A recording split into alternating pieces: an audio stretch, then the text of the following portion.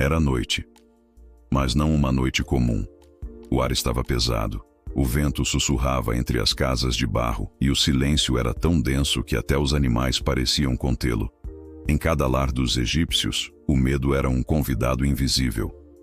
Seus magos estavam impotentes, seus guardas amedrontados.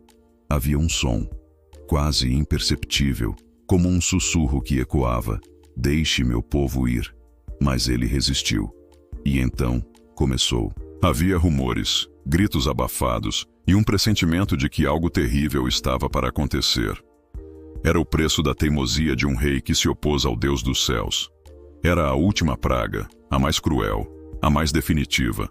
A lua parecia esconder-se atrás das nuvens, e o ar cheirava a enxofre e lágrimas.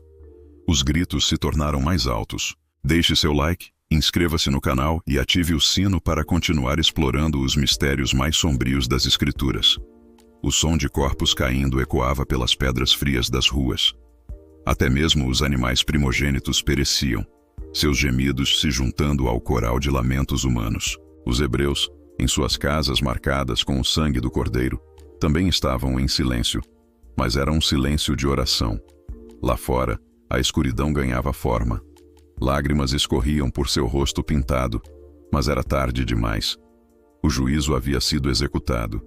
O anjo, invisível, pairava acima da cidade agora em silêncio mortal. Sua tarefa estava cumprida. Não restava nada além de dor, corpos e a certeza de que uma força maior havia passado por ali. Não era apenas ausência de luz. Era uma presença. Milhares de corpos sem vida, mães sem filhos, irmãos sem irmãos. Os hebreus abriram as portas e olharam para fora, vendo a devastação. Mas suas casas estavam intactas. O sangue do cordeiro havia sido suficiente. Eles saíram em silêncio, com pressa, carregando apenas o necessário. A liberdade finalmente era deles, comprada com o preço do primogênito de cada lar egípcio. Um manto invisível que rastejava pelas ruas estreitas, passando pelas praças, deslizando pelas paredes. As crianças dormiam inquietas. Os pais, com olhos arregalados, fitavam a porta marcada com sangue. Eles sabiam que aquele símbolo era a única barreira entre a vida e uma entidade que ninguém ousava nomear. O anjo da morte havia sido enviado, não com asas douradas, não com harpas celestiais. Um grito de dor. Em uma casa, o primogênito caía ao chão, olhos vidrados, pele pálida. Em outra, uma mãe segurava o corpo sem vida do filho, as lágrimas se misturando com o sangue. O lamento crescia, rua após rua. Era um coro macabro, uma sinfonia de agonia que subia aos céus. O anjo da morte não parava. Sua passagem era marcada pelo silêncio imediato da respiração que cessava. Nada podia detê-lo. Nem portas trancadas, nem amuletos, nem preces aos deuses egípcios. Mas como uma força implacável, fria e silenciosa, movendo-se como névoa envenenada que entrava por cada fresta.